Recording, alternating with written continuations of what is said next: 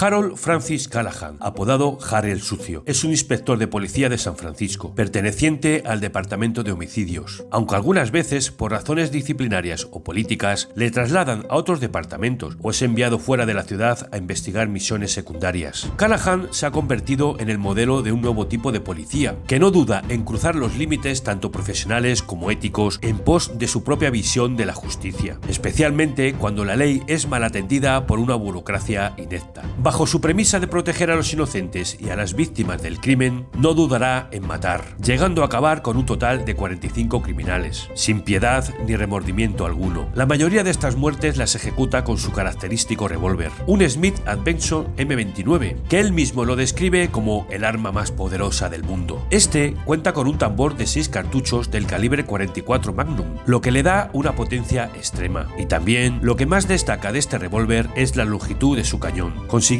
una gran efectividad a largas distancias. Su estructura es robusta y rígida, dando una gran seguridad. Callahan es un hábil tirador, ganando en multitud de ocasiones el campeonato de tiro de la policía de San Francisco. Sus métodos, poco convencionales, rara vez cuentan con el respaldo de sus superiores, quienes en varias ocasiones lo han degradado, suspendido o trasladado a otros departamentos. Por lo general, estos métodos están dentro de la ley y se aprovecha de situaciones que justifican el uso de la fuerza, a veces casi creando él mismo esas situaciones. Está cambiando constantemente de compañeros, ya que la mayoría de ellos acaban muertos o heridos cuando están en servicio. Su esposa murió atropellada por un conductor en estado de embriaguez y se le conocen varios romances, con una vecina suya o con una reportera de noticias. Harry el Sucio cuenta con 5 películas. Harry el Sucio, estrenada en 1971, Harry el Fuerte, estrenada en 1973, Harry el Ejecutor, estrenada en 1976, Impacto Súbito, estrenada en 1983 y La Lista Negra, estrenada en 1988. Y todas ellas fueron interpretadas por Clint Eastwood. Pero, ¿cómo empezó todo? A finales de la década de los 60, la pareja formada por Rita y Harry Julian Fink publicaron la novela Dead Right. Esta está inspirada en los hechos terribles que ocurrieron en San Francisco en aquellos años, una serie de asesinatos cometidos por alguien que se hacía llamar el asesino del Zodíaco. Los autores de la novela, junto a Dean Risney, escribieron un guión basado en esta, sobre un policía llamado Harry Callahan que tenía como misión detener a un psicópata francotirador. La primera idea es que la productora Universal realizara una serie, pero debido al nivel de violencia que tenía, el proyecto fue parado. En 1971, la Warner compró los derechos de la novela. Les había gustado la historia y querían transformarla en una película protagonizada por el propio Frank Sinatra. Aunque al cantante y actor le gustó la idea, por temas personales rechazó el papel. La productora siguió buscando un actor famoso para su historia, pasando por Marlon Brando, Steve McQueen, Robert Mitchum, Paul Newman o Lee Marvin. Pero unos por compromiso y otros porque la historia tenía tintes políticos, todos rechazaron la oferta. El siguiente paso fue proponérselo a John Wayne, que también rechazaría el papel por considerarlo demasiado blando para él. El personaje original era más dado a la reflexión que a la acción. Finalmente se lo ofrecieron a Clint Eastwood, que en aquella época era un actor emergente en Hollywood, gracias a los 3 western que había protagonizado a las órdenes de Sergio Leone en la trilogía del dólar. Eastwood, tras leerse el guión original, cambió el enfoque del personaje, apostando más por la acción y endureciendo más a Callahan, y trasladando la acción de Nueva York a San Francisco. Por otro lado, Eastwood aceptó participar, pero siempre y cuando el director fuera su amigo y mentor Don Siegel. Además, se ofreció a producir la película a través de su productora,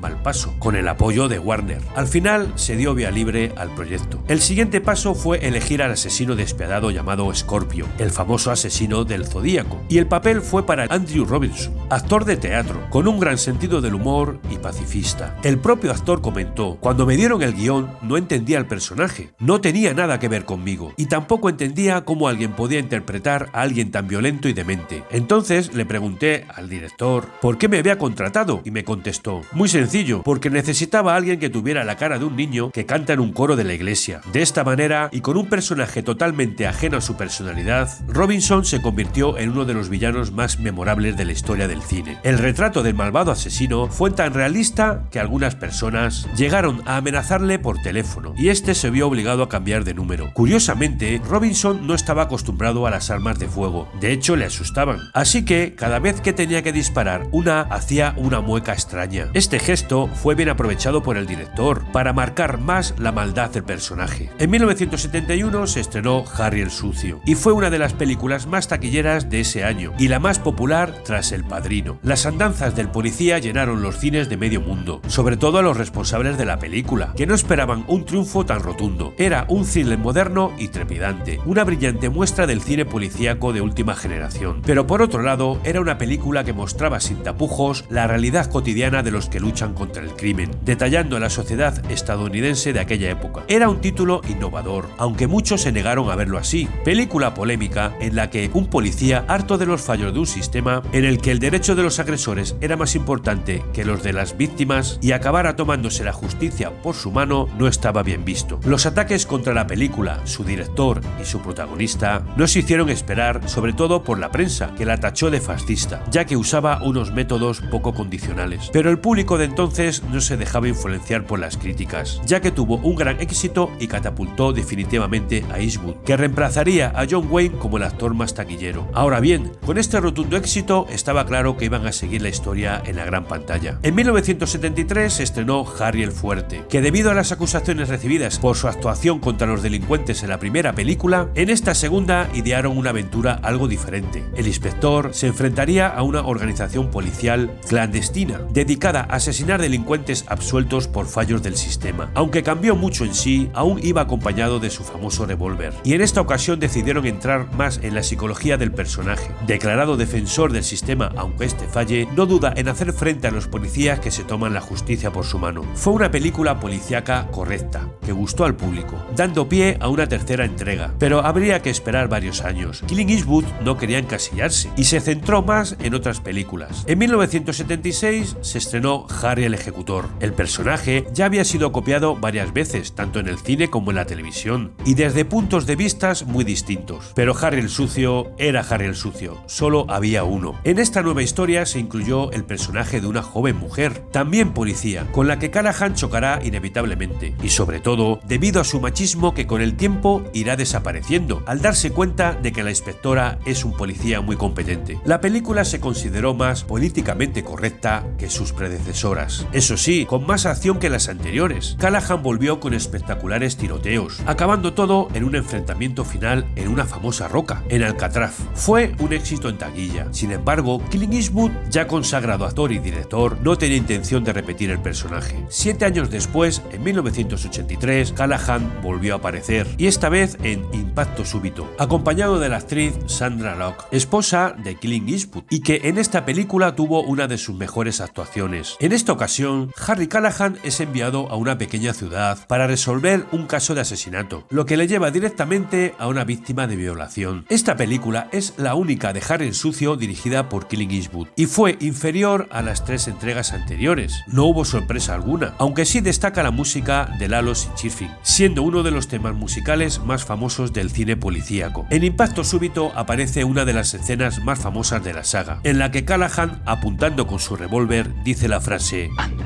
alégrame el día". En 1988 volvió Harry el Sucio, con la película La Lista Negra, y todos sabían que una nueva película del policía sería un taquillazo seguro. Esta vez Harry investiga un caso sobre un juego llamado Deadpool, que consiste en una lista de 8 personas famosas, de la cual se hacen apuestas sobre cuál de ellas morirá primero. Y por sorpresa, uno de los nombres que figuran en la lista es el del inspector Callahan. La película no fue un éxito comercial, considerada la más floja de todas, y terminó siendo el final de la saga, debido a que Eastwood no quería repetir el personaje. Pensaba que con su edad, rondando los 60 años, podría hacer de Harry una parodia. Con La Lista Negra se cerraría definitivamente la saga o franquicia de Harry el Sucio, que lanzó definitivamente la carrera de Clint Eastwood en Estados Unidos, además de plantear un polémico debate de cómo tomar la justicia. También se hace un perfecto retrato de la ciudad de San Francisco, que se convierte en un personaje más. Harry el Sucio, considerado un icono del cine, hasta el punto de que su apodo ha entrado en el uso de la jerga policial. Fue elegido entre los mejores personajes del cine y uno de los 20 héroes más elogiados. Su revólver característico fue elegido como el mejor arma del cine de todos los tiempos, por detrás del sable láser de la Guerra de las Galaxias. Bien amigos, hasta aquí el final del vídeo. Hasta pronto.